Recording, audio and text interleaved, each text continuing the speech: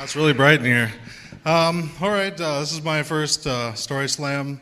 I usually just tell my stories to my 4-year-old son, so this is a bit different, a little larger audience. Today I took the polar plunge.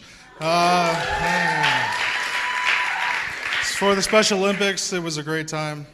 When I went to tell my parents that, hey, I signed up to take the polar plunge, the first thing my father said to me, well, did you pass it by your neurologist? Now that's a funny thing to ask until you know that I'm actually epileptic. So it's a valid question. Should I be jumping into freezing water? What could happen, right? But this is kind of how my life is with my parents, right? So everything that I do in my life is kind of driven towards, well, what happened? Your limitations and so forth. Because when I was told that I was epileptic, the first thing the doctor would say to me is, well, you can't swim alone, you got to take all these medications, you will never be able to ride a motorcycle or jump out of a plane. Now, those last two I really don't care to, so they were already knocked off my bucket list. But my whole life was always kind of set upon limitations, saying you could never do these certain things, and my parents ingrained that through me as my life as well. So I guess my story is kind of about that. Now, I was epileptic as a kid, all the way through middle school, and then, took my medications, all was great, never had a seizure since they put it on me. And then I get to high school, and unfortunately, the medication made me gain weight, did a lot of funny things to me, and so when I was in high school, it's a little different scene with kids. So I just stopped taking my medication. Now, some people take a habit of taking drugs, while I made it a habit of not taking my drugs, just so that, image thing it kind of took over. So which also causes a problem of habitual seizures. So in, my stupid years from high school into college, several seizures, I really didn't care because to me, I'd go out, I'd wake up in a hospital and all was over and not thinking of the ramifications, right? Because I'm stupid, I never thought about the big picture. So anyway, so life continues on, and awkward things happen with seizures. Talking about falling on tile.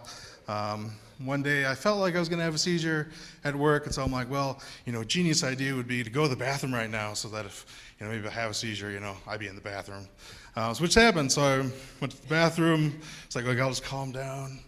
And I go to the bathroom, and that's the last thing I remember. Next thing I remember, I was in an ambulance, again, taken for a ride to the hospital, where the ambulance, they told me, oh yeah, somebody came into the bathroom, and there you were laying on the floor.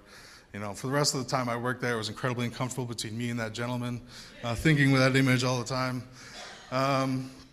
So later on in life, I get married to a wonderful woman, and she puts me right back on the path of, you need to start taking your medication and stop being an idiot.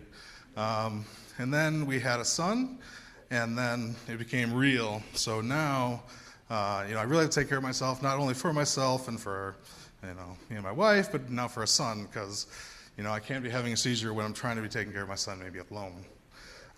Which also poses an interesting problem as he gets older and now is able to talk. So as I'm, trying to stay non-seizure, how does my son call out?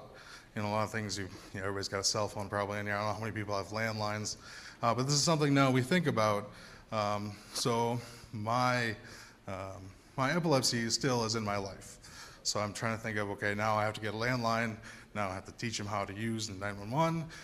He doesn't know that Daddy is epileptic, he doesn't understand. He's been at the hospital when I've been there. So when we teach him, he doesn't quite understand, but we kind of focus on, if Daddy does this, this is what you should say. So all of my life, this has kind of followed me around, but I've figured out how to adapt and how to make people ready for things. And I didn't do that so much in my earlier career working. I didn't tell anybody, because I just didn't want it to happen, didn't want people to know. But after banging my head on the ground and being, basically felt my brain was vibrating for 2 days, that maybe I should start telling people so that instead of running and hiding in a bathroom thinking it'll go away, I actually can find some help. So lead into my, now every time now my recent job, I had to go around and tell certain people just so that I would know if something were to happen. Now that's incredibly uncomfortable. You walk into a job, all you gotta think about is, this is great, I got a new job, all these new people, and then you go about your day. You gotta kind of go around and explain my situation, explain kind of giving out a plan, just incredibly uncomfortable. But I found that in doing that, I've had a great amount of support. I have a great friend that anytime I've had a problem, I can always give him a telephone call, and I know that he could take care of me once I start losing things, because having a seizure is really odd. You think you're all right, starting to sweat like I am now, with still all my undergarments from when I was in the plunge. And then you start losing things, you can't remember what you did earlier, and it's really confusing because it's happening so fast, and in your brain, you know what's going on, but it's just incredible how much you just lose. And so I always go through a pattern of everything they ask you when you come to anywhere to verify your person, what's your name, what's your birth date, what's your telephone number, and I go through these in my head over and over and over and over and over and over, and I got to the point where either I come back and all that stuff just reappears, or I know when that starts to disappear, those few things disappear, then I'm going to wake up in a hospital.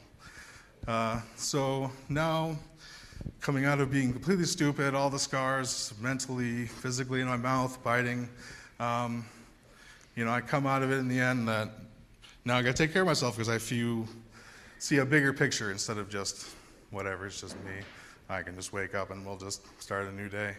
But I'm with a great group of coworkers, and we all got together, held hands, and jumped in freezing water.